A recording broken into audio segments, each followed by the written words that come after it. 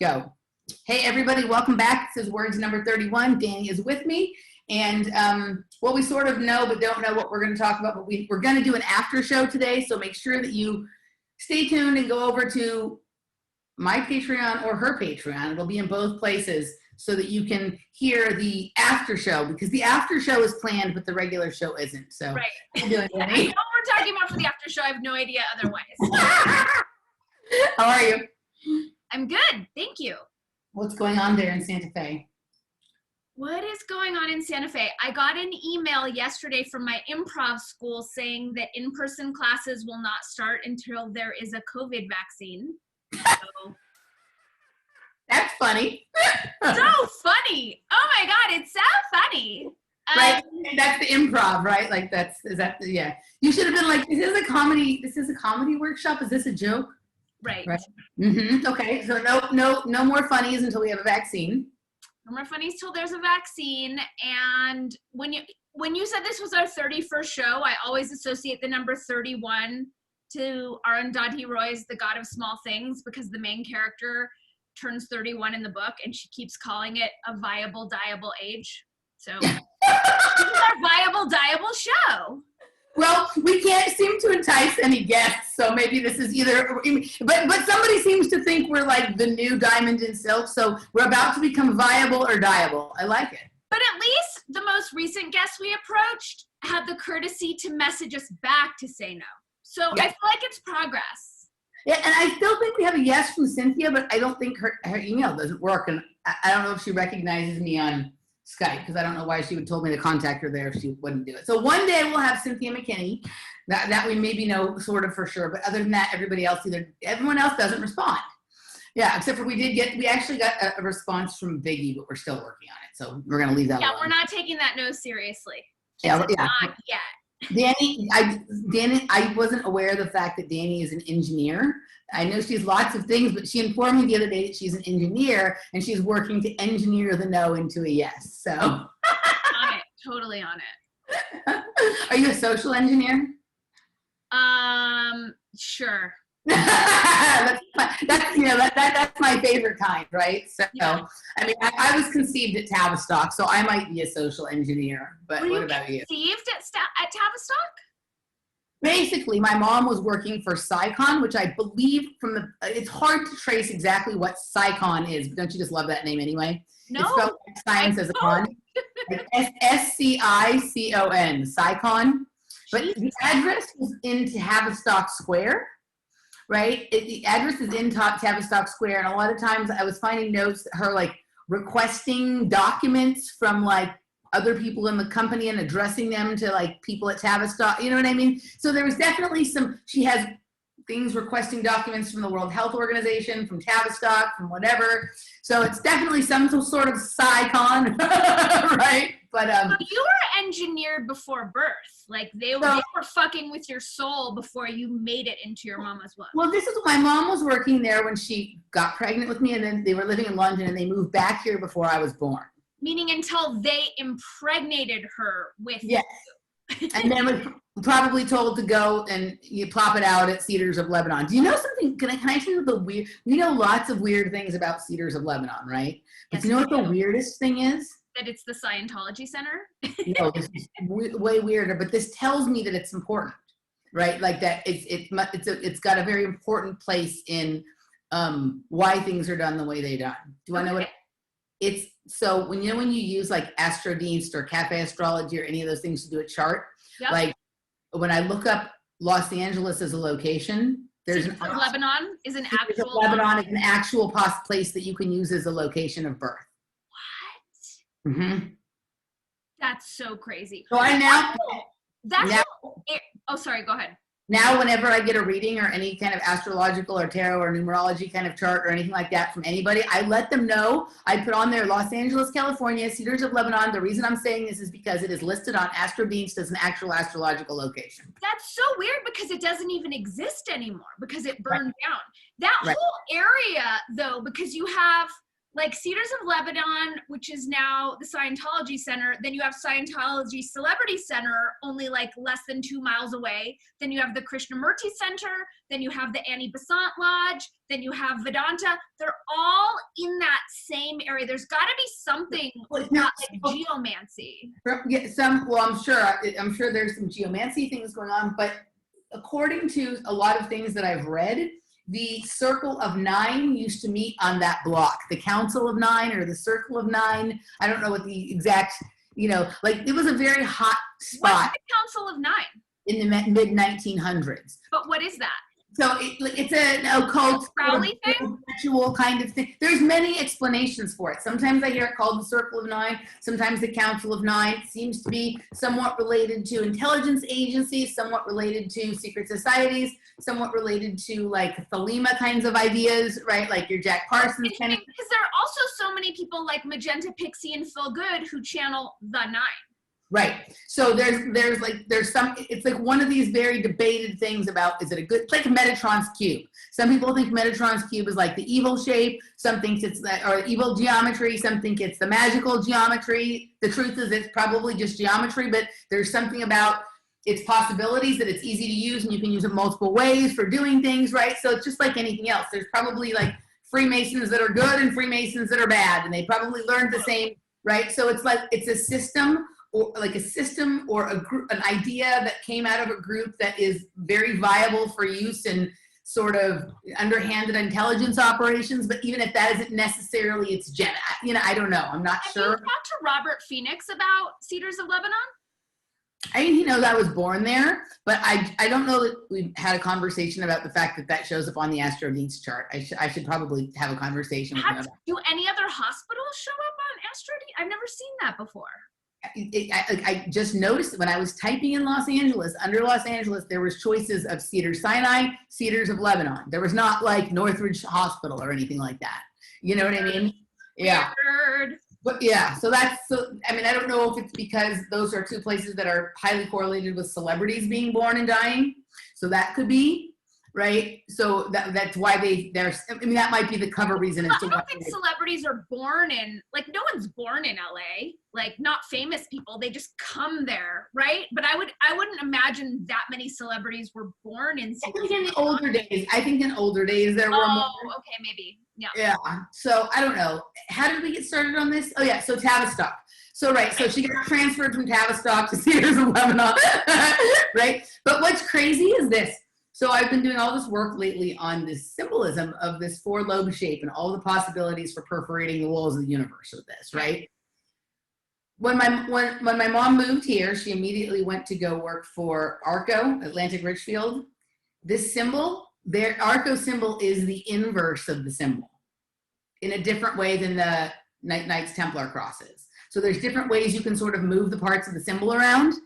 But the symbol for ARCO, which is where my mom worked, when she transferred, is the inverse of this symbol, right? So I was like, this is fucking weird, dude. Such a trip. It's such a trip. But yeah, so I do, but a lot of people who I've talked to about my parents and the things that have gone on, like a lot of people say that like UCLA was a really big place for like putting, my dad and my mom were fixed up on a date, right? And so like, I think, so like when I talked to Andrew Bashago, right, like he also went to UCLA and he grew up in Chatsworth, very close to where I grew up. And he talked about how Chatsworth was intended to be a place where they were putting together families that one of the parents were in education and one was in technology, right? And so in Atlantic Richfield, even though it's thought of as an oil company, there's also a lot of energy patents that are associated with that for various kinds of technologies related to extracting energy from things. Right. So there's that. And my dad was working at Pierce College and my mom was working at ARCO, right? And the people who live next door to us, I can't, like the wife worked at Lytton. I'm not super clear on what the husband was doing, right? But everybody, like there was a lot of that kind of stuff where one of the parents worked at a school of some sort and the other seemed to have a job in some kind of like technology kind of thing, right? So that's kind of interesting. Has anyone written about this pattern, this mating pattern that appeared in Chatsworth? Well, I don't know that there's, I mean, there's a lot of interesting stuff going on with the whole Chatsworth thing. The more that there's a huge connection between Chatsworth and like Dave McGowan's work because of, what's his name? The crazy motherfucker. Manson? Yeah, Charles Manson, right? Because of the Manson Tunnel being in Chatsworth and Spawn Ranch being in Chatsworth and whatnot. So there's I took sovereignty classes at Spawn Ranch. Oh, that's right. We talked about that. That's fucking fascinating, right? You know that there's so many weird. The Chatsworth thing just gets weirder and weirder. But the whole thing with Chatsworth, like I've told you, is that there's a place in England called Chatsworth House that's in the town of Devonshire, right? And so Chatsworth, California, is at the corner. The center of Chatsworth is at the corner of Devonshire and Mason. Yeah. Right, so it's like some weird ley line kind of. I don't know exactly what. And you know that Devon is a city that stood up to 5G, and it wasn't through legal channels, but Devon itself was like, no, you're not putting this here, which I think is interesting as far as like whatever with LA being sort of ground zero for smart cities and Chatsworth specifically, Lockheed Martin, Raytheon, like all their weird shit, and then its sister city is like a free healthy zone. Mm-hmm. The other, you know what the name of the street is? Like right there where Spawn Ranch is? No. Schumann, like Schumann Resonance. Oh, that's right. Right there at Manor Lake, right there. And so Jeff and I noticed this when we were there, and it's like, I think part of how they do all this crap with like time stopping and time freezing is by like something is going on there technology wise, where they're vibrating a certain, like maybe it's a Schumann resonance or another, and then they're bringing people, things, areas of the location into that same resonance, which stops time. Thank you very much, Richard Rodzinskis, for explaining that when your harmonic, your frequency is exactly in sync with the Schumann resonance, it stops time. You know Richard Rudd lives in Devon. Just saying. You're kidding me, really? Swear to God. That's fucking fascinating, dude. But, so if it's true for that resonance, it's probably true for other frequencies too, right? Like maybe it's unique to that one, I don't know. But the amount of time anomalies that I had there and that I've heard other people report tells me that there's a zone or an area there that when you go into it, if you are able to resonate with whatever that is vibrating, then it's just time's off the table, right? Interesting. Okay. And maybe it's this area between Schumann and something else, right? They're sort of, they do things like this so that the people know, you know what I mean? It's in your sub, like it's there. There are no secrets. They've told us everything. We just don't understand what they're talking about, right? Exactly. Yeah. So anyway, so basically I've talked to a number of people, and like, this is something that is like part of the purpose of like UCLA and some of these schools is not just the programming that they do to indoctrinate people, but also the matching and pairing. Think about at least maybe not so much now, but still a lot. But certainly in our parents' time, most people met their sweetheart either in high school or college. And they often went to the same college, right? And so, my dad and my mom are incredibly different. Like my dad is Jewish, my mom is not. She's Goya, she likes Jewish men and whatever, but right? But like my mom was very into like economics and mathematics and like all that kind of stuff. And my dad was very into like history and, law and, that kind of different stuff. But if you're trying to like create let's say you want children with a certain profile, and that's the ability to be like analytical and creative in their thinking at the same time, then that's a good match, right? Especially with certain kinds of genetics, right? So it's an interesting idea. UCLA is definitely super heavily involved, in mind control kind of stuff based on lots of the people that have been the head of the wasn't that psych ward was there that now suddenly there's no record of. Yeah, the psych ward is there. Lots of the MK Ultra doctors, I think even including you and Cameron, have worked at, is it you and Cameron or one of the others, worked at the Neuropsychiatric Institute there. So there's a big, it's a huge center of like the cultural diversity kind of operations. Just lots of, I can go get really deep with a lot of the things that I think are going on there. It gets into race and gender and all sorts of, different kinds of things. But, you know, UCLA is definitely a huge player in the social operation governing this country. Do you think more so than the other UC schools, or is it all coming through the different stuff in different places, right? So like obviously there's something particular going on at like Stanford, which is not a UC school, but that's obviously everyone knows about that connection to mind control. But here's the funny part. My mom, those are the two schools she applied to. Her parents wanted her to go to Stanford and were very upset when she chose to go to UCLA, but she really wanted to go to UCLA. So while she escaped her parents' planned mind control for her, she ended up in the hands of just the other, right, kind of thing. She said her dad used to call UCLA the little red schoolhouse, right, because they just created communists there. So he was right on a certain level, but right, you know. So, you know, those were the two schools, though, that she was deciding between. Obviously, there's something going on at Berkeley, right? You think less, you're not as inclined to think about something going on at Santa Barbara or Davis or San Diego or whatever, but things go on there too. Think about how much Davis is involved both in agriculture and then its proximity to things like Livermore Laboratories and all of these sort of Silicon Valley kind of stuff. Like that's not, people think of like Stanford with that and Berkeley with that, but Davis isn't that as far away as people think it is from there, right? And then, you know, like there, Santa Barbara, like, and that's where my sister got some of her stuff going. That's where you got some of your stuff going. And you were definitely set off down that track. I mean, you diverged, right? But you were set off down a similar kind of track of like, you know, very leftist, globalist kind of thinking, right? You know, like that was sort of the purpose of that space. It's also, we had the Elliot Rodgers shooting there, right? So Santa Barbara's that. Irvine is period a weird place, and so UC Irvine also is a weird place, and there's people who talk about the various mind control stuff that goes on in Irvine. So I think that it's a lot, and it's a lot of universities. It's not just here in California. It's just that we have a high density, just like Massachusetts, we have a high density of high-end universities here that are well-funded both publicly and privately. Yeah. And, you know, so, yeah. So I think that there's a lot of matchmaking going on at UCLA, probably. It's interesting that you're saying this because I don't know if I told you, but I did a podcast a couple weeks ago with this awesome woman, Sarah Lees, and her dad was like a high-level engineer for the Navy, and she grew up on some base, and they targeted her mother based on genetics and karma. This is her story.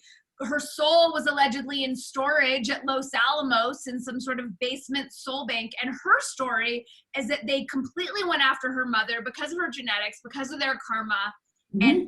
And like, I mean, matchmaking is such a weird term for it. We've got to come up with a different term. But like, they engineered her birth there. And she has conscious memories of MK and some genetic genome project, human genome project is the, so there's two things that are huge parts of like the modern mind control stuff that they call other stuff when they're trying to get funding and make it sound okay to the public, and that's the brain mapping program, which is also the same thing as the secret space program, and then there's the human genome project, which is basically gene therapy that, like I've talked about that like with Nish and whatever. So no, I think there's a lot of that stuff going on. I think my parents were destined for the combination, right? Like I think that was something that was, you know, projected and planned, and you know, this stuff with the children. I think this is right. So I think they're trying to create bodies that can hold the frequency of certain spirits or souls, and I think they hold those spirits and souls up for being born at certain times. Like I have I'm just going to get into one of my crazy old things here, but like I have no proof for this, but my little knower that knows a lot of stuff, you know, those storage facilities that are called life storage. Have you seen them? I was driving home from work one day and it caught at the corner of the eye. I'm like, oh, this is where they're keeping the cryogenically frozen children, that are these bodies that are storing things. Because I think you have to store the soul in something. I don't think it can be just like sitting on a hard drive yet. I think that's coming about now. I mean, it's probably already happening, but I don't think that it's the same as when they're keeping it in stasis in a body or whatever. I don't know. But I have a feeling that a lot of, think about how many storage facilities there are everywhere. There's a lot of storage facilities, and a lot of them boast about being climate controlled, right? Or, you know, and they can do, so when I see this life storage place, for some reason, this particular one, like everything in me knows that that shit is full of clones or full of like bodies that are just waiting in stasis kind of stuff. Yeah. I'm not saying this is true, but in my mind, this is like what I pick up when every time I drive by it. I drove by it for the first time in a long time the other day because I don't work where I was working anymore. It was like same feeling, you know? So yeah, no, there's definitely stuff to that, right? Like I think I was held back from being born. I was 2 weeks late, right? So I think that like if you read, and there's no one's work out there that's 100% perfect, but if you read some of the Fritz Springmeier stuff, when he talks about the creation of a moon child, he talked about holding back births so that people are born on a certain day or date. And of course, I am a Cancer with a moon in Pisces, right? So if you're trying to create a quote unquote moon child, right, then that would be the date. I mean, I know you're a Cancer with a moon in Pisces. It's just so different. what like if you were just, I know it in relating to you. I feel it. If you were just from your initial thoughts to make up an astrological profile for what you would have thought I was, what would it have been? I would think that you are Aries, Sag, Leo, but there's also a lot of capability in you that could be Capricorn, but you're not like a controlling know-it-all. So, but yeah, I would put you at something fun, or maybe even like a Taurus. Interesting. Yeah. So I don't know. The astrological language is challenging for me, so I don't know all my little various thises and that's, but like the main stuff, like I'm Cancer, Gemini rising, moon in Pisces. My Venus is in Leo. That makes sense. You've got to have, your Mercury's got to be in an air sign. I don't know. So I don't have a lot of earth in my chart. It's mostly like fire and water and other stuff. Yeah. So yeah. Anywho, all right. So that's, but back to, was it engineered? Like was the relationship engineered? Was my birth engineered? I mean, I don't know. It certainly matches up to all the stories that are told about that kind of thing. My parents certainly think they were living an organic life in London, but I don't know how organic can be when my dad was at University of London School of African and Oriental Studies, which is the main player implicated in all of the crazy art in the pedophile art collections of these people. And my mom was working for SciCon thinking she was doing oil studies in Iraq, but all the papers I can find that she wrote are about drug dependency and how it can be used to manipulate society. So you tell me. But I think everyone thinks they're living an organic life. I think 99.99999% of people think they're living an organic life. We haven't been presented with other, like in all of our mythology and all of our narratives and all the bullshit that they throw at us, they don't present that as an option, and no one thinks like, well, what kind of fucked up, architectured, like nefarious, multidimensional simulation am I living out? And if you do, right, the way we do, people think you're crazy. Yeah. And they would be right, but not for the reason they think they are. Exactly. So I want to, speaking of living an organic life, I want to tell you a little bit about this trip that we just had. And then we can talk about a few other people who may or may not be living an organic life. Okay. So Laura and I went to, we went out of town to this, we made a reservation at this place, like, early in the coronavirus lockdown, all the hotels were like panicking. And so you could buy for later, like cheap nights at really nice places, right? So there's this new hotel out in the middle of the desert in Central California, like in the eastern part of Santa Barbara County kind of area, okay, called Cuyama Buckhorn. It's in the little town is called New Cuyama, and this hotel is called Cuyama Buckhorn. And it's really cute. It's like, when you are on a road trip and you find those old towns that has like those old kind of motels, like the one-story motel, like the drive-in kind of motel, and then they also have a coffee shop attached to it. Yeah. So they bought one of these old rundown places and like redid it like fucking adorable. It's so cute. Everything, it got all the little details right. They made it like an old, like mid-century meets like California West kind of, vibe, right? And and fancy food and all that kind of, nice food. And they have like music, and they have, what's that, bocce ball and a pool table outside, and campfires and stuff, and nice food and nice cocktails. So I was like, oh, that looks like a fun getaway. Like, let's just buy these, it's a good deal for this. Let's go and do that and whatever. So we went, and like the first issue was that the tennis final was on Sunday. And so the tennis final was at 1:00, and we didn't want to watch here and then go, because we would then like check in. We wanted to have our full time that we could at the place. So it's like, okay, we have to find some way between, I didn't think they had TVs there. It turned out they did have TVs in the room, but I didn't know, like, it sounded like they maybe wouldn't, and they didn't have in the bar or anything like that. So I'm like, we have to find a place between here and there where we can stop and that we can watch sports. It isn't just sitting outside in 200-degree weather. So I find this bar in Taft, and I call on Friday to make sure that they'll let me watch tennis there, because sometimes in certain bars, it's like, no, you're just watching football, and that was it. So I called, and they said yes. And so on Sunday, we're going up there. This place is in Taft, right? And I'm like, okay, whatever. So I call, and on Friday, they say yes. So Sunday, we're heading up there. And as we're heading up there, we're talking to my dad on the phone. And my dad's like, you might want to call and make sure, because it's a pretty rednecky place, and they may not want to watch tennis in there. Right. I was like, I just don't want you to be disappointed, right? So we call and verify that, yes, they'll let me watch tennis. But he says, so he starts telling us, so my dad has a story for everything, that, Taft used to have they used to have the best community college football team in the country, right? But it's kind of a rednecky town. Like my dad, it's okay for him to say redneck. It's like, whatever. I'm not allowed to say that anymore? Do I need to add that to the list? No, I'm allowed to say that, but like, if someone said something about another group of people the other way, it would be considered racist. But my dad just says redneck offhand, right? I think it's okay to say everything, but whatever. So it's funny how it works one way for him.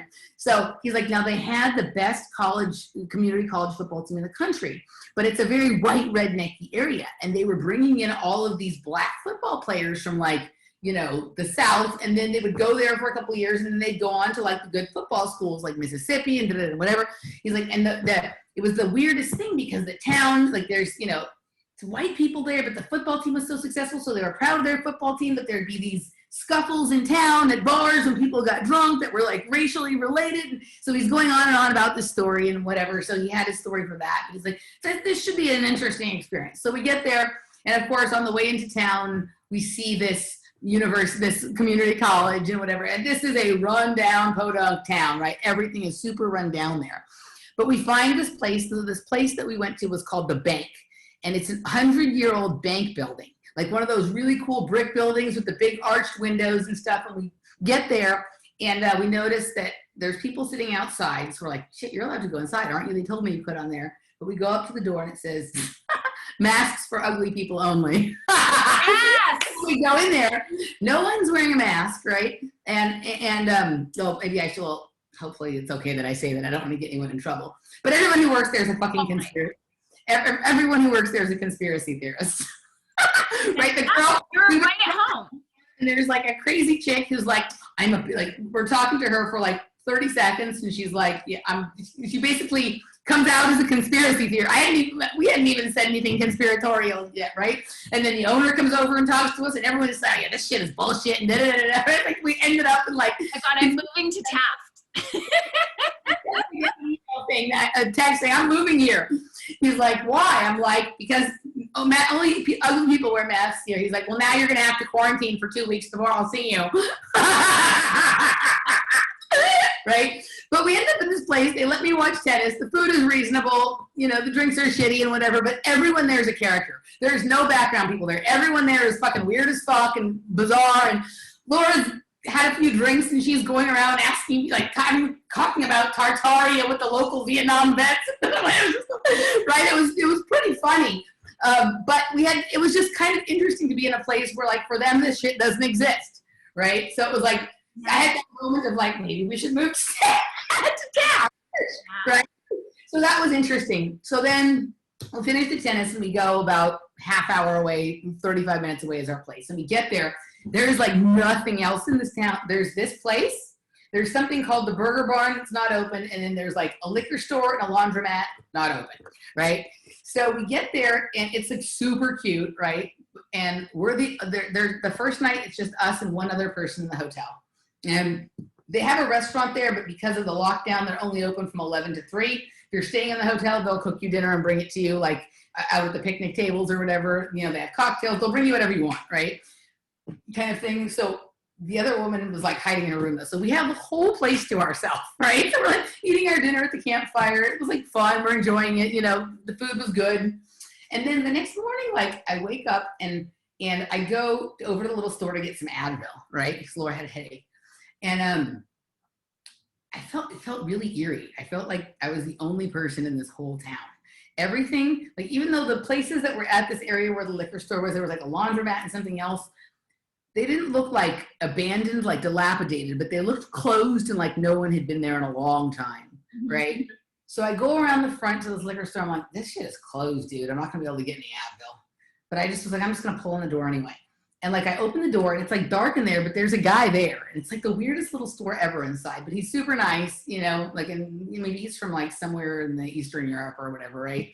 I get the Advil, but I'm like, it almost felt like there was no other people in the world except for me. And that liquor store experience only happened because it was, I needed it too, right? Like I created the liquor store so I could go in there and get the Advil. It was like, I was the only one alive, like the world hadn't been turned on yet, right? Like it was very weird and eerie.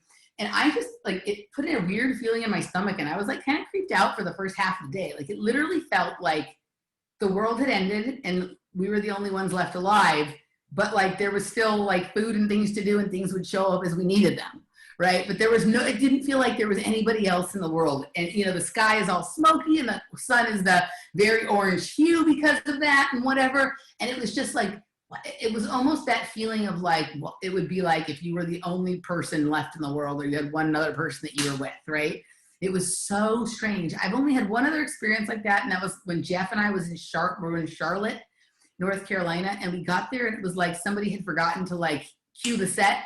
So it was like we were walking around on a set where there was like nothing was turned on and everything. It was like a movie set that wasn't functional, right?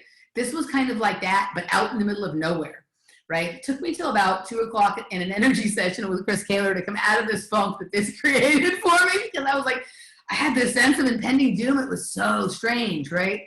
So it was cool. We hung out. We had a great time there. Like it was a very cute place. I recommend people go and check it out. They did everything perfect. And the food is good and the drinks are good and all that. It'd be more fun to go there with a group of people because there isn't really much else there. Well, since I'm moving there, I'll meet you there next time. Oh, you're moving there? I'm moving to Taft. But wait, as you're describing it, it feels like a hologram that your simulation gifted you. Because when you're describing the restaurant and all the people, I'm like, no, the multiverse gave you guys this gift, but I don't think it exists. It's your own personal little perfect vacation. Yeah, it was very interesting. And it was kind of like situations would come up. The second night, we were the only ones there, right? So like situations would come up where it's like, shit, I'm not going to be able to get what I need. But everything we like asked for or tried to do, we could get. The only part that was weird is there's nothing else there to do, right? So once you've eaten for dinner and lunch the things you want to eat at the restaurant, then you need someplace else to eat, but there's no place else to go. Right. The nearest, like, we didn't want to go back to Taft because there was nothing really good to eat there. So the nearest place to get anything good to eat is like over an hour away. So we decided we'd venture out anyway, and we went to Santa Ynez. Okay. Okay. And this was a beautiful drive there. We drove through like cattle, hilly kind of country in California, right, out to the Pacific Coast Highway, to 101 at Santa Maria, and then down to Santa Ynez. And we get to Santa Ynez, and it's like very beautiful, rolling hills, horse property kind of stuff, right? And we pull into the little town, and it's like, there, I don't know, it's like maybe there's like 3,000 people that live there or something, but it's like super like cute and fancy and high, you know, high end and whatever. And we had found this really great restaurant there. And we go in, and like they're playing the mask game a little bit at the front, but we realized as we were in there that like you don't really have to. So like we stop, like you know, most places you have to wear it to walk in the front or whatever, take it off of your table. We noticed other people coming and going without their masks, so we started doing that, and nobody said anything. And it was like we had a really nice dinner. The food was really good. It was called SY Kitchen. If anyone's in the area, the food was delicious. But this is the kind of little town that it's like, oh, maybe this would be a good place to go and sort of wait out all this craziness, right?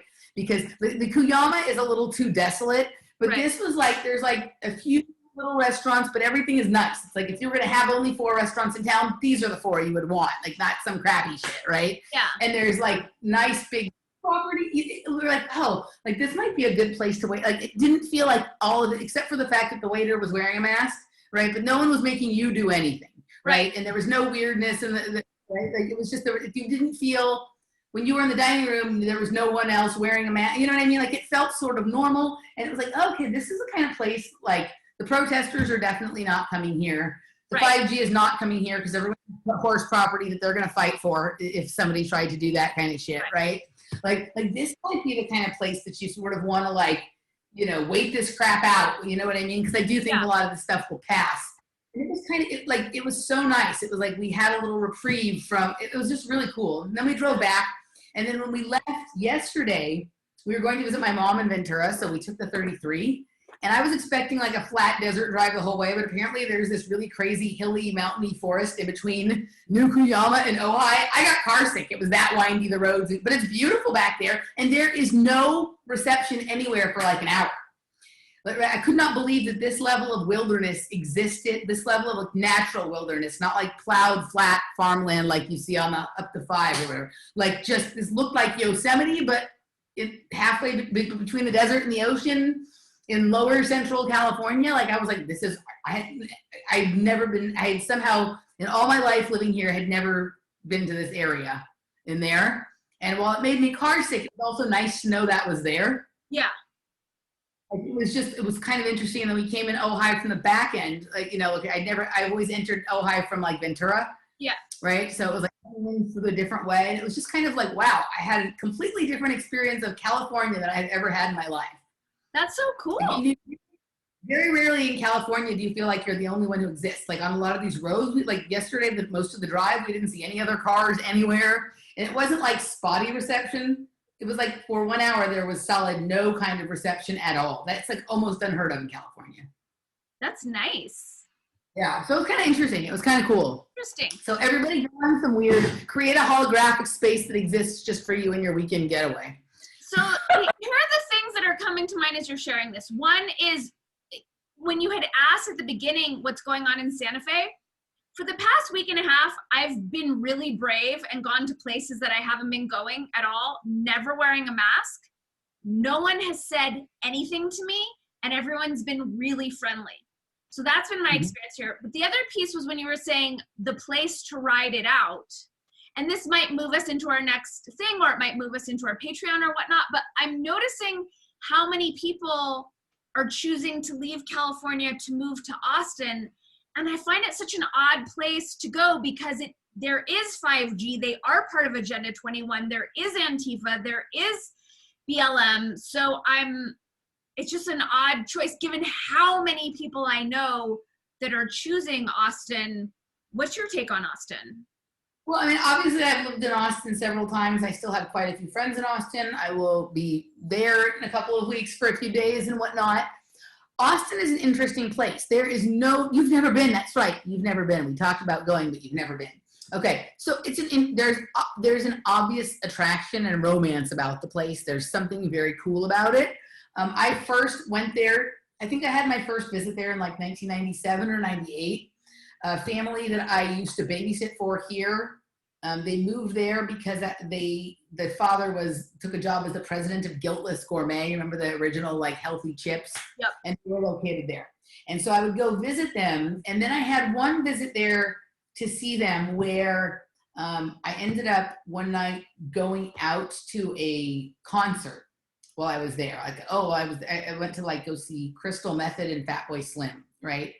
And like here, when you go see Crystal Method and Fatboy Slim, it depends, like if you go see it, where you go see it, whether you get like a regular concert or something that's more akin to like a rave or a dance party, right? Depends on where they're playing. So I went to the Austin City Music Hall thinking I was going to get something that was kind of like the Greek Theater or something here. I don't know, or whatever, but it wasn't. It was like this place where I found out later they also have like all the raves and stuff in Austin back in the 90s. And so I went there. It was like a huge party, right? And I like met all these really cool people. Like I didn't know anybody. I was there by myself. I met cool people. It was totally fun. I ended up at an after party, blah, blah, blah. And then it was like, maybe I want to move here. This place is cool. I don't know why. It was just like, this place is cool. So I applied to University of Texas, and I get in because I was looking to go back to school. I found a job coaching in a gym there, and off I was. I moved there, right? And so that was like interesting. You know, that was kind of how I ended up there. But like I always liked, even before I decided to move there, they do restaurants and grocery shopping and like parks and all the things that like you like for your day-to-day life. They do that incredibly well there, right? Like everything, like the grocery stores are much better than the ones here. Like the restaurants are kind of cool. Like there's just a lot of neat stuff, right? Like it's a neat, and at that time it was still a fairly small city. This was like in the late 90s. And then there's this musical history, which is very much like New Orleans or Memphis or whatever else in its musical history, a little bit more edgy maybe than those places, you know, in that sense. So I moved there, and like people are nice there. It's cool. It's cool. It's easy Texas to make. has the nicest people. Like anytime I've never met someone from Texas who's not super nice. Yeah, it was very easy. I had made more friends the first month I lived there than I had made my whole life living in Los Angeles. Especially if you're just like wanting to hang out and party and have a good time. Now, my experience with friends later, when I was having a really difficult time in life and I needed a different kind of friend, was a little shakier, right? I have some friends that over time have proven things have evened out, and they've proven to be excellent friends. But some people that I thought I could count on, I couldn't. And that's for anywhere. But you know, so people are really nice, and there's just like a lot of fun, cool stuff to do there. It's fun. And so I think there's a natural draw there for creative people, for people who like are very social, right? And it's a great place to socially engineer. It's not it's not unlike certain parts of Los Angeles, or probably certain parts of London or whatever, where it just attracts a certain combination of people who are interested in forward-thinking things, whether that be technology or some kind of social progress, whether that be through a counterculture like a dance music movement, or whether that be a political kind of social progress, you know, whatever it is, right? Like these couple of things come together. And I think one of the things that made Austin really unique, it was a place where people from the far left and the far right could agree on some things. And so for a long time that held Austin in this really cool space that was sort of outside of the influence of that with the rest of the country. Like everybody in Austin, I noticed, like the people on the far right and the people on the far left back there in like the late 90s, they were all very interested in the source of their food, right? And so that's part of why there were all these really good markets. It was easy to get things like raw milk there. Like there was always lots of artisan coffee roasters and cream makers and goat cheese ice cream, and always, even before it became a really trendy thing here 10 years later because of places like Erewhon or whatever, right? That was always going on there. Like I could find cool stuff there in some ways before I could find it here, right? Mm-hmm. So the political parties seemed to agree on a lot of that stuff. And so there was an idea that we all want freedom, if for no other reason than to control our own bodies. Yep. In terms of what we put in them. And it seemed like both sides were interested in health and medical freedom, even if they didn't agree on the social stuff.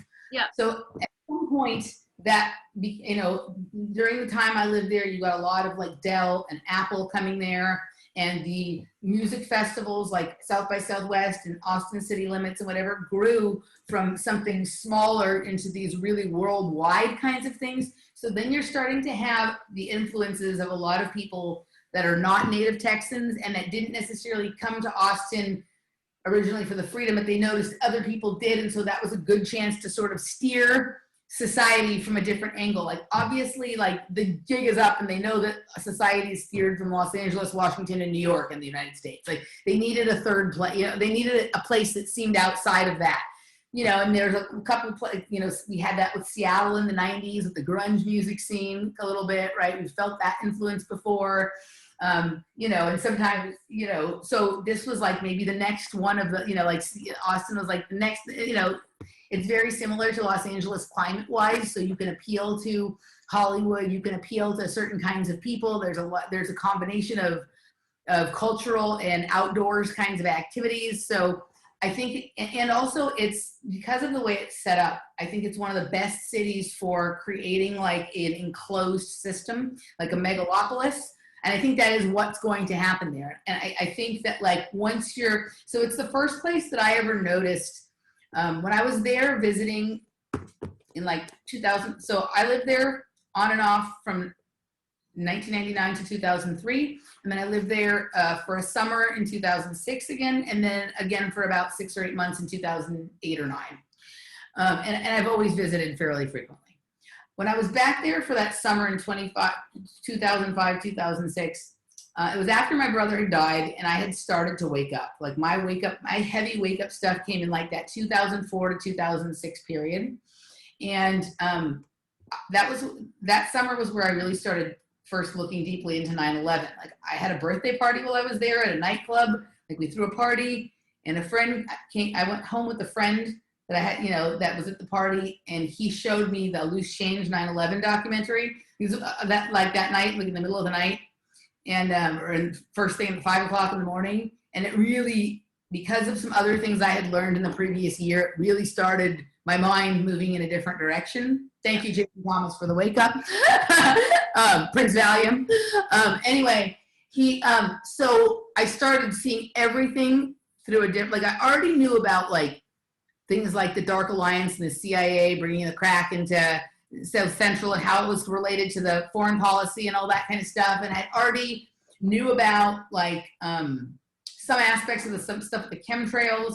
And I had started looking more into mind control because something had come up in a class I had taken.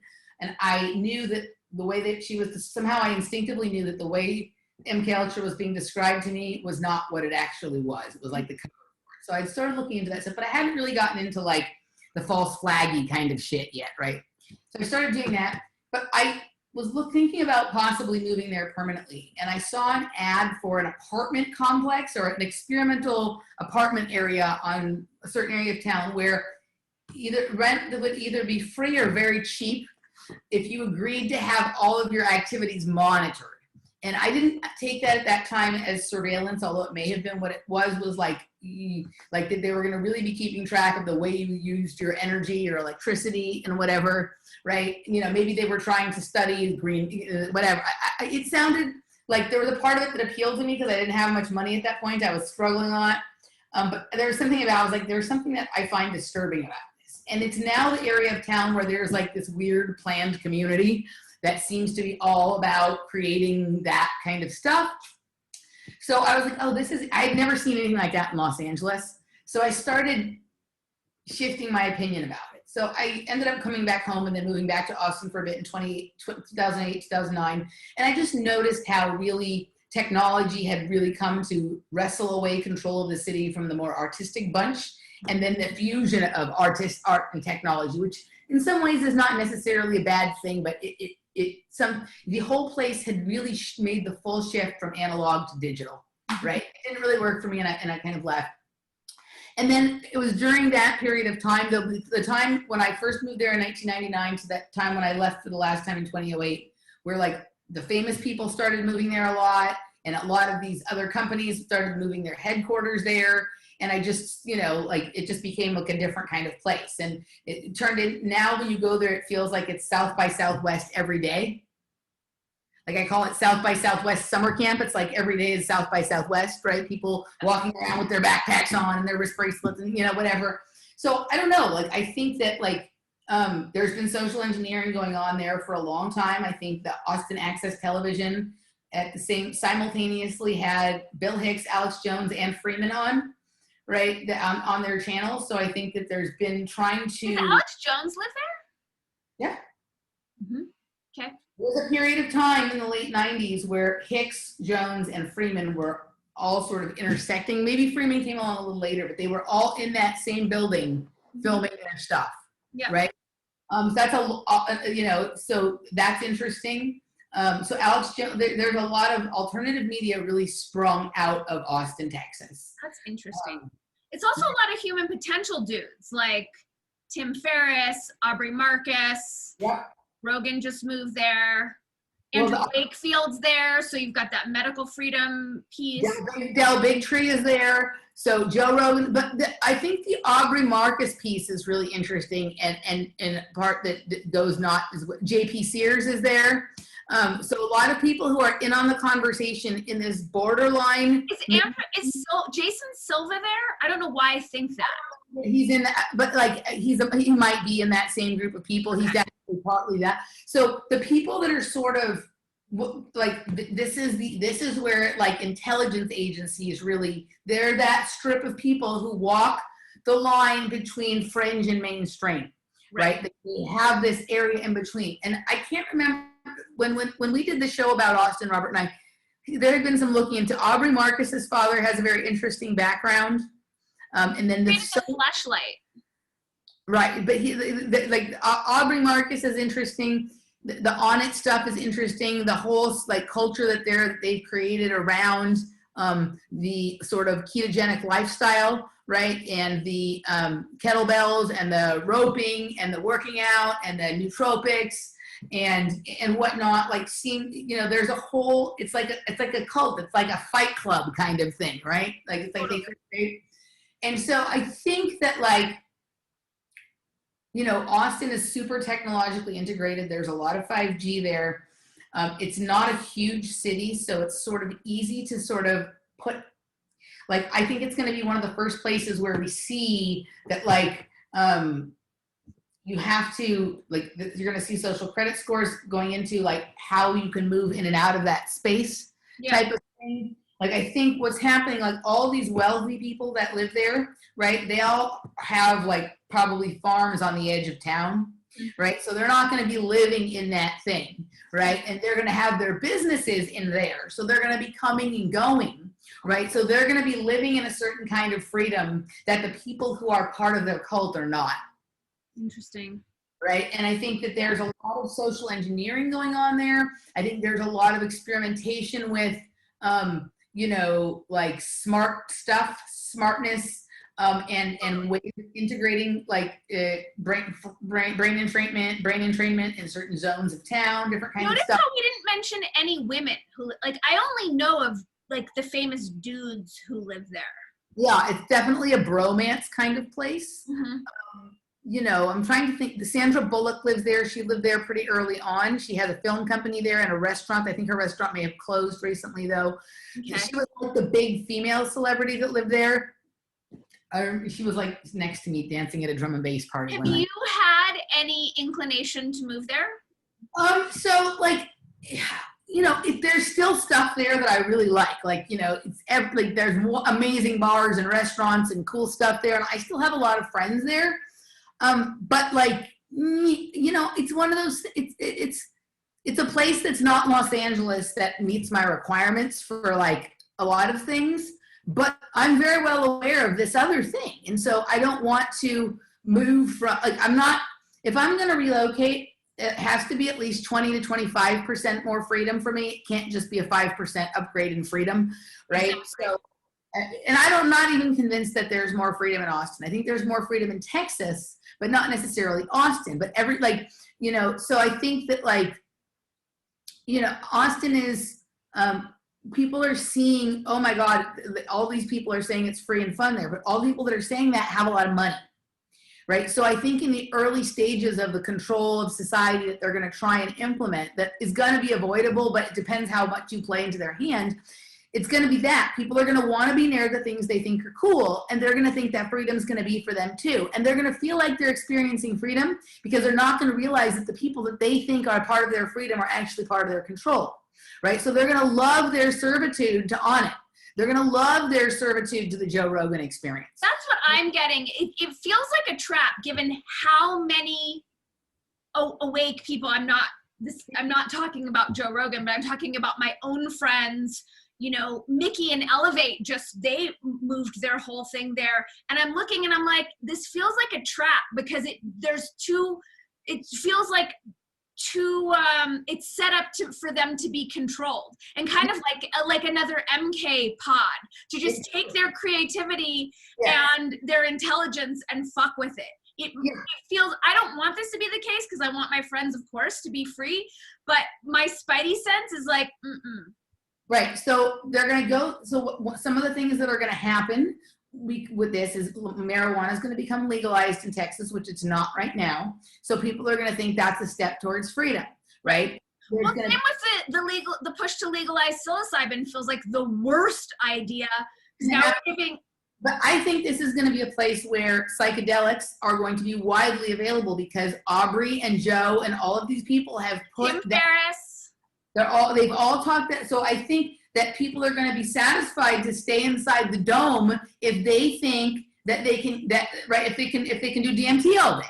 Yeah. Right. Because it's true. Like you can travel anywhere when you're on DMT. Right. But people are going to become, and I think that's been part, like why does George Soros push to overthrow countries and to legalize marijuana? It's because he knows that when people are fucking stoned, they don't give a shit that they don't actually have real freedom. Right. Exactly.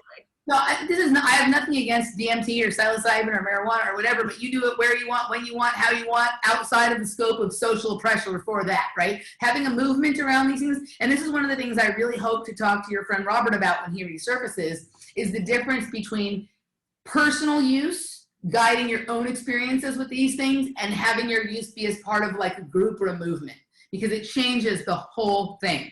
It changes the whole thing. And also right now, given how much popularity psychedelic therapy is getting, and I'm talking to people who are being injected with things that they would have normally taken in a more organic fashion, and they're being observed. Mm-hmm. It feels super creepy to me.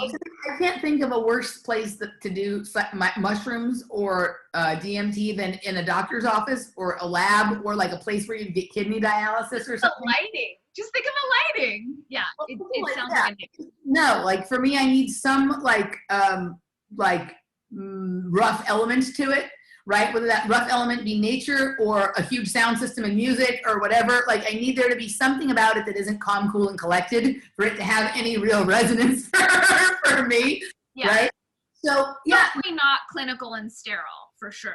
Like the thing about, there's so much stuff to do in a very small area of Austin that there's going to be people who are happy to never leave that. And because in Austin, Town Lake, Zilker Park, Barton Springs, they're all right downtown. So nature is right there downtown. So people don't have this strong need like we have here to like go to the beach or go to the mountains or whatever. You can fucking watch the bats downtown on the bridge, right on Congress in Austin, right? So there's this feeling that everything is right here, right? Edwards Aquifer, all this stuff. I mean, there's a green belt around Austin, so like it's not going to be challenging to keep people within about a 30-mile radius, right? Kind of thing. And then there's going to be a second, like smaller bubble in Round Rock, right? That's going to, I don't know. Like, I mean, it's really hard.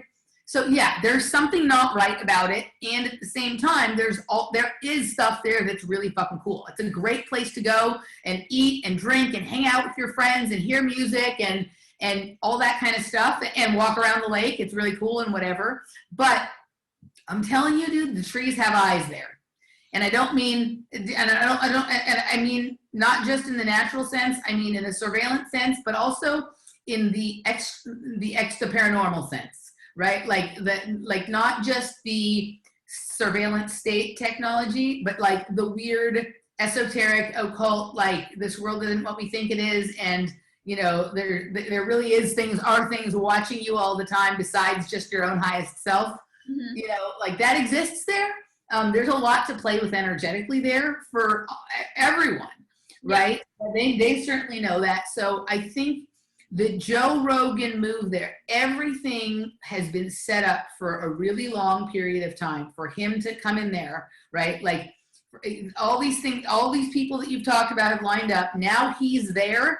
It's kind of like, when whoever the first person who was like be a big rock star first moved to LA as opposed to being in the rock scene somewhere else or whatever. And then so they set it all up. They put all the necessary things in place in terms of like culture, technology, health, blah, blah, blah, this and that kind of thing. And then he's coming there. And I'm telling you this, depending on how this plays out and goes, if he does end up doing this conversation with Donald Trump or this possible debate, which there's no way they'll let Biden. I see a couple of possibilities here, right? So I see there's no way Biden's doing it. So it'll either it'll be like a Biden clone. It'll be Kamala, they'll offer Kamala Harris, which is not Kamala Harris anymore. I'm sorry, but that thing that they're saying is Kamala Harris is Sandra Bernhardt in blackface. That is not Kamala Harris. Right? Like Kamala Harris at all. But I think the more likely thing is that the reps for the Biden-Harris, or according to her, a Harris-Biden campaign. I love that she said that. I think they're going to say no and poo-poo it and say, no, that's, like that wouldn't be taking politics seriously kind of thing. And I think one of the things what happened? Something just happened with my recording. That's weird. Mine's fine, so I can send it to you. Okay, that is weird why this keeps happening. I don't understand. This is like the third time this has happened to me. It's bizarre. Okay, I think I accidentally hit something, so you'll have to send whatever it is. Anyway, so I think what's going to happen is that either it just ends up a solo conversation with Trump, I don't know, or that I don't think Joe will do it. I don't think they'll let him. Brett Weinstein will offer to debate or to send in one of the representatives of 2020, and this will be the way that they move the Unity 2020 idea into the big time, right? And I'm not sure yet. Like I Joe mentioned Unity 20. I'm not seeing it get any traction. No, not at all. But all the things that Joe has proposed in the past are things they're talking about. Like I was just watching right before we got on, Brett talking with that annoying Asian girl, that Chen or whatever that we watched that time on the Joe Rogan. Deborah So? No, I love her. Melissa Chen. Oh, wait, she's in the news right now. What is her? The girl who you sent me the podcast to listen to that time, and it was like she was complete. Like she's like from Hong Kong or Singapore. You sent me the podcast. She was on like 6 months ago with Joe or 8 months ago. What was she talking about? Was it the trans thing? No, not that. Like the stuff that, like more like the China United States issues. Okay. So just before we got on, I was listening to Brett Weinstein talk to Matt Taibbi and Melissa Chen, floating the idea of a Tulsi Gabbard, Dan Crenshaw ticket, because that's who the Unity 2020 people that they had paneled had chosen as the best. I did send in Tulsi. I did fill out the Unity 2020 survey. But also, Tulsi Gabbard, human potential. That's the really part of that movement. Yeah. I mean, the problem with Tulsi, A, is she doesn't know dick about China, but B, the fact that she gave Biden, like that was where she lost me. Similarly to Bernie going after the Democratic ticket, when she gave her approval to Biden, I was like, okay, you lost me. That's not leadership. Like, I don't understand how. So when I listened to the podcast where Brett laid out his vision for Unity 2020, and Eric tried to tell him alternately how stupid of an idea this was and how he also thinks it's a good idea. Because he just like sub-dom together. He loves to like tell Brett he's stupid, but then also like, whatever, right? So all the people that Brett was proposed, as he's laying this idea out for the first time, and he's proposing Andrew Yang, General McRaven, but it's the same thing if you propose Tulsi and Dan Crenshaw, right? The answer to corruption cannot be somebody who rolled over and endorsed the people who suppressed them in the first place and who has dementia also, paired with somebody in McRaven who pulled off, one of the biggest hoaxes or false flags in histories and then killed the entire SEAL team to cover it up. Right. Like this is how we end corruption, right? So it's hilarious to me, right? So like it's the same, all the people that they keep presenting forward are people that have these contradictions, right? They haven't proposed a clean character yet. No, but this points to what you and I had kind of touched on last week, where it was like, wait a minute, why would Heather and Brett, after being attacked by an angry mob in Olympia because of this racism stuff, why would they move to Portland to be in the center of more of that, which only builds out the narrative of they're not free, they're working for someone. So the longer I look at this, the more I think that Evergreen was a setup, right? That Evergreen was it was a setup, and that right now this like fake, in my opinion, fake banning of the Unity 2020 on Twitter is part of the setup, right? Wait, that they would were be the reason banned on Twitter? apparently Brett Weinstein was on Tucker Carlson or someone else the other day talking about it. Why? So yeah, it doesn't make any sense because Twitter's saying because they had bots working for them. But so I guess Brett waited 2 weeks. Apparently they were banned. Brett waited 2 weeks and investigated and couldn't find any evidence, and then went on Tucker Carlson to say so, right? And so I think Jack that like Dorsey given him a statement. I mean, he's buddy with Jack Dorsey. P.S. Did you hear Joe Rogan saying that we need to give Jack Dorsey a break? Yeah, I know. Yeah, We'll save it for the patrons hour, but whoa. Right. So I think that, here's the set, like one of the things that Joe talked about, we're going to talk a little bit about the Joe Rogan show in the patrons hour, but he talked a lot about how Joe doesn't like all the censoring and the banning, right? Like, apparently, even though he's allowed Spotify to censor and ban, and he wants to give Jack Dorsey a break, who's the king of censoring. Well, and he gave me a copyright strike when we used a small clip from his show to talk about him, right? So I got a copyright strike for that, even though he complains about getting copyright strikes from YouTube when he uses clips, which is why he says he's going to Spotify, but then also censor. It doesn't make sense. None of this makes sense, right? But I think that this is the path for I think the next time we see Brett, I think we're going to see a Unity 2020 kind of thing on the Joe Rogan podcast at some time. And it's going to be, well, these people have been censored, right? The third party. That allegedly, that's why he faked being censored. Cancel clear delete. I don't know. But it seems to give him more legitimacy if Unity 2020 was censored. It gives them an edge because I didn't see them really getting any traction. I didn't see it going anywhere.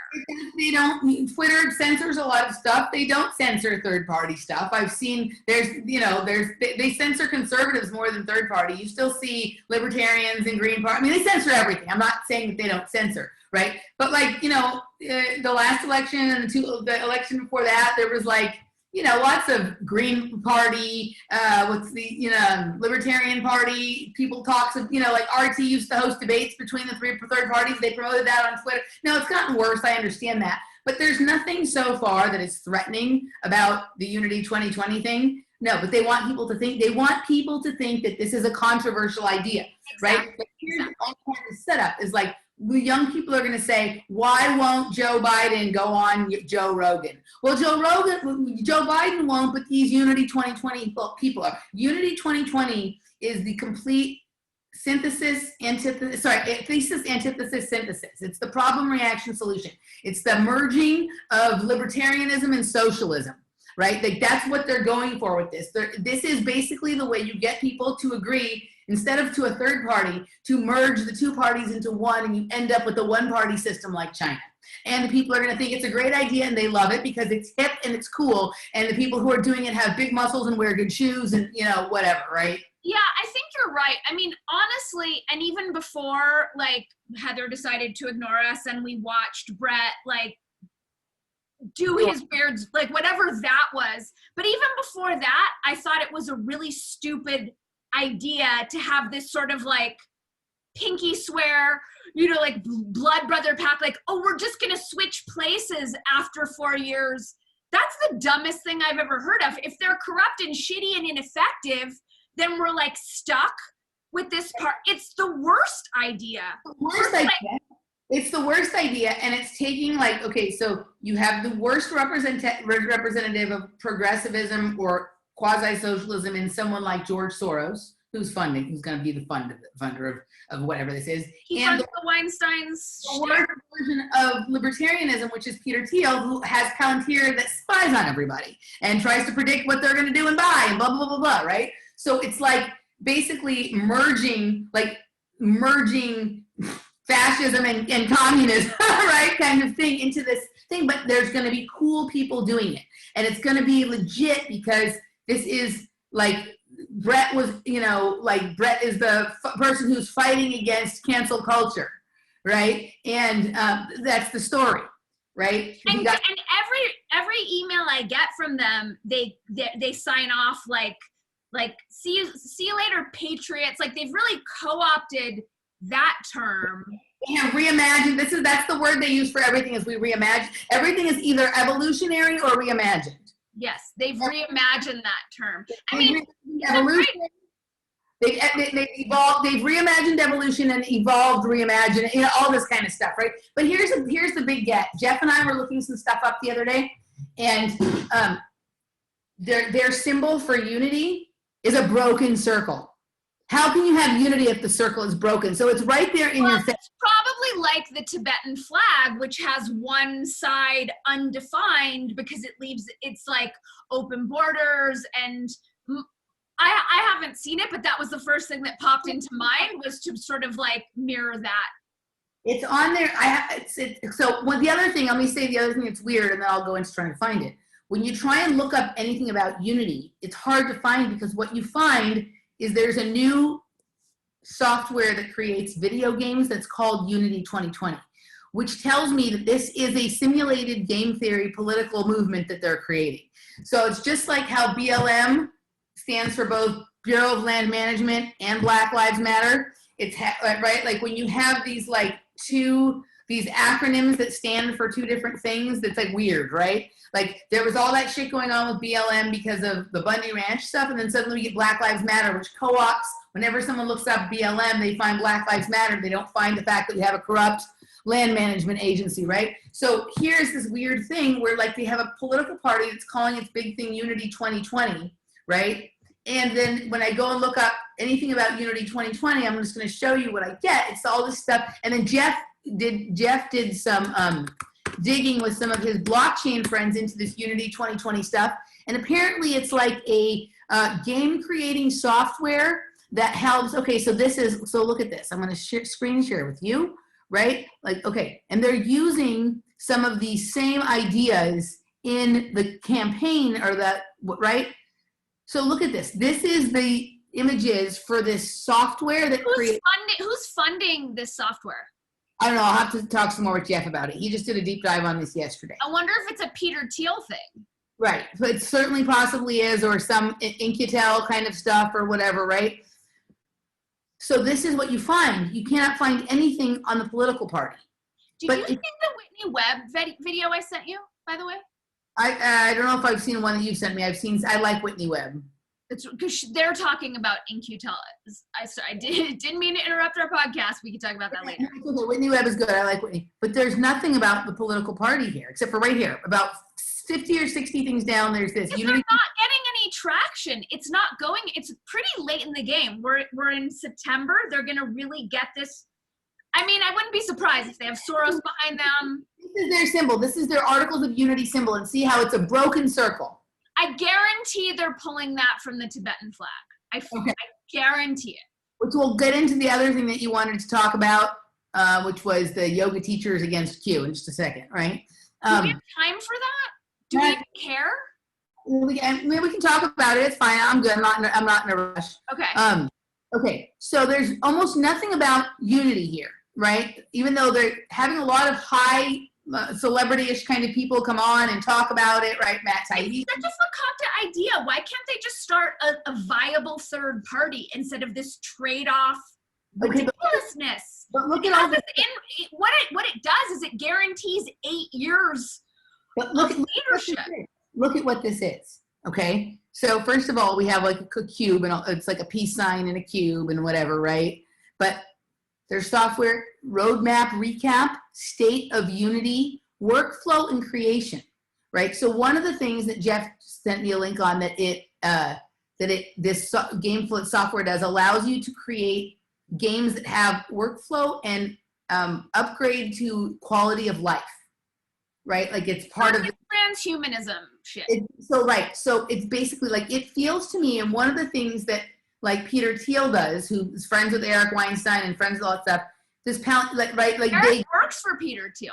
They game stuff, right? They use game theory in deciding how to apply some of their, technologies and stuff like this. I feel like they're sort of this is all about the software, but it sounds like it could be a political plan. Unity 2020 game development. This is our game plan, right? So I feel like the key is to look into who's funding the game. They're marking this out in the virtual space, right? They're marking this out, but one of the key components. Also keep in mind that they're evolutionary biologists. Right, and they reimagine things, which is also part of video game creation, right? And so There's interesting. There's something Unity 2020 that looks like a Tibetan monk. That's kind of interesting. And that's the video game. All right. But it's about workflow and quality of life upgrades. That's going to be something that they promise with this synthesis, that it's going to help smooth out our like world and our politics and stuff like that. And that everybody's going to have an upgrade to their quality of life. Right? Now, it's not necessarily going to be an upgrade of the kind that you and I might want, but it would include UBI. It would include vaccinations and microchips, because they're completely on that bandwagon, which makes no sense if they're legit evolutionary biologists. People all really like Elon Musk, and they think the things he's doing are interesting and blah, blah, blah. Right? So it's just, but I mean, I think this is what's happening with this thing. It's like, this is going to be the party. This is going to be like the sort of like trick into the transhumanist future through this idea of using common sense to bring people together by like taking, equally compromised people from both sides and having them come to compromises. Yeah. Right. So anyway, that's kind of the deal with that. Do we have that's sort of, how did we get into that again? I have no idea. I don't even remember. Okay. It did bring up the interesting thing. Did you want to talk about the yoga teachers against Q? I mean, I don't even know what to say about it, except it's an instance where it's just so outlandish that I'm like, I've got nothing. I don't even know what to say to these people. So an article came out in the New York Times last week by this guy who, Amazing Polly, did a really good analysis, and she's been tracking this journalist who apparently is like disinformation agent #1 over at the New York Times.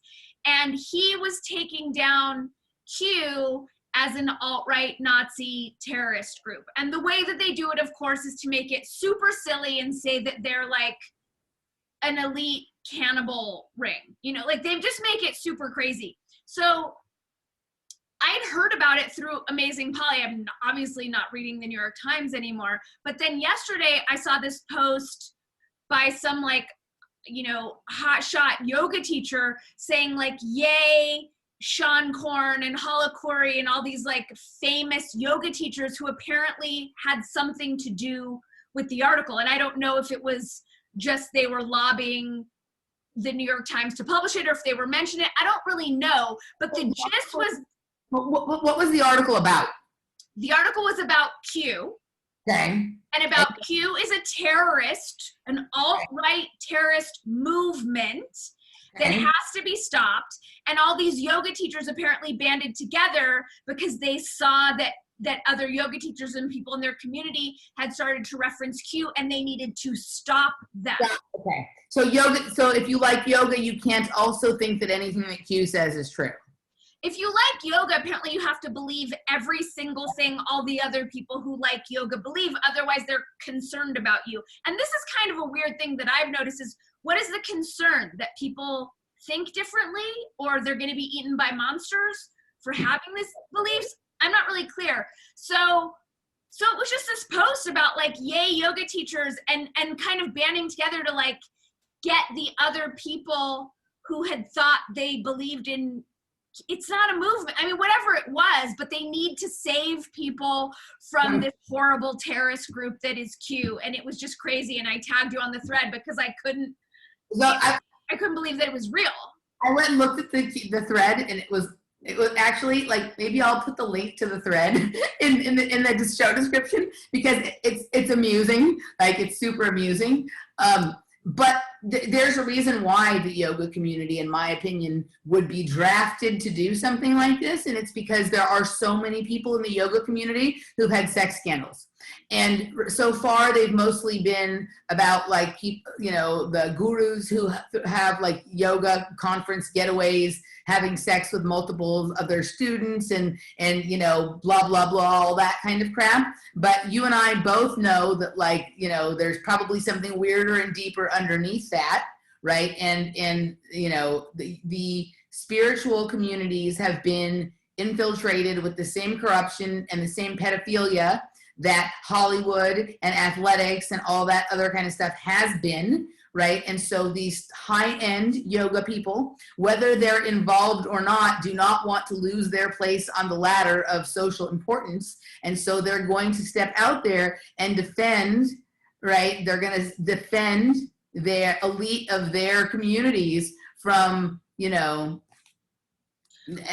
we forgot the craziest part of the thread, which was they said that Q was behind pandemic.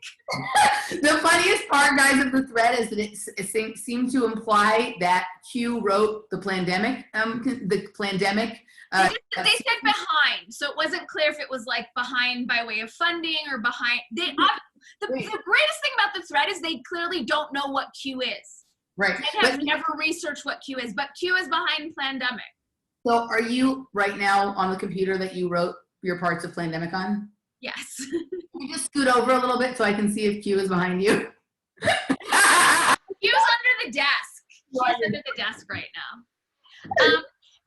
What interested me the most about it was like, they're taking it so seriously. They're so sure that they're right. And I get it. I'm so sure that I'm right sometimes on some things. But the big glaring piece that was missing from the whole thread that they're taking it so seriously is that no one's looked into what Q is. No one knows what Q is. No one has looked, like no one has done any research. They've taken what the New York Times has completely lied and completely like turned the concept of Q into like a distorted, retarded pretzel, and they've swallowed it hook, line, and sinker, and now are carrying that as like their mantle, their big noble mission is to save people from Q. They're backing up their concern for people who can't think for themselves with not thinking for themselves. And what's the funniest thing, the funniest part to me is they said that the evidence that Q is behind pandemic is the fact that the term dem is highlighted in red in the title of pandemic. So they used, in an attempt to disprove Q, the same kind of coding that they accused Q of using when they... Yeah, but they don't even know that Q uses coded language because they don't even know what... Yeah, I mean, it was so silly. It was so silly. It was totally silly and ridiculous. I listened to this right before we started, so I haven't had a chance to fully enjoy the thread yet. So I'm going to get some popcorn when we're done and read the rest of the thing. But you'll be excited to know, Dani, that next week I'm interviewing the person who I believe to be the most esoteric research on anything Q for my show. Oh, rad. I'm so excited. So, because if I'm gonna go there, I'm only gonna do it that way. I don't care about the Hollywood baby eating aspect of it or any of that. I just wanted. That's not all of Q. That's a tiny piece. No, but no one said they eat babies. They said they drink adrenochrome. Right, but my point is that whenever somebody who believes in Q, right, not you, but whenever most people who believe in Q share something with me that I have got to read because it's going to change the world, it's always the dumb forward-facing Hollywood shit. Right, that like is designed to make possible the thing you just talked about. Right. Right. So this is a completely different take on what Q is and why it exists and whatnot. So I'm kind of it will definitely be an interesting show. So yeah, I'm excited to tune into that. So looking forward to that. But also, when I was doing some research for something else over the weekend, I did and also some of the Whitney Webb stuff. It is interesting that there's a great big Q in Incutel. Right? It's literally IN-Q-tel. So there may be a clue there as to where some of this Q stuff comes from, and it's that place that I was afraid that it comes from. But that they oftentimes launch an operation on top of something else because there's something else going on. So we'll see. I'm excited to talk about this guy. It should be a really interesting show. Anywho, we're going to wrap it up now. For people who didn't know what we were going to talk about, we sure found a lot to talk about. That's a cute face. I like it. We're going to move over to Afterwords, and you'll be able to find that either on my Patreon or Dani's. And it's just because it's not that I think we'd get censored for the content, but there's certain content that we want to protect for now, and maybe we'll speak about publicly later. But we want to get it on. Yes, we're strategizing here. We have a strategy. And so it's not like world-changing information. It's just a line of thought I'm going down. Huh? It's what? that it's world changing, but no, it isn't. But you guys will love it. So check out our Patreon because this is what we actually were stoked to talk about today. So we'll see you over there on my Patreon or Dani's. I'll link to them both in the description here, and we'll be back in a couple weeks more. Any offerings for the people? Anything special going on that they should know before we go from the public part? The usual. The usual. We'll see you next time, guys. Okay, stop.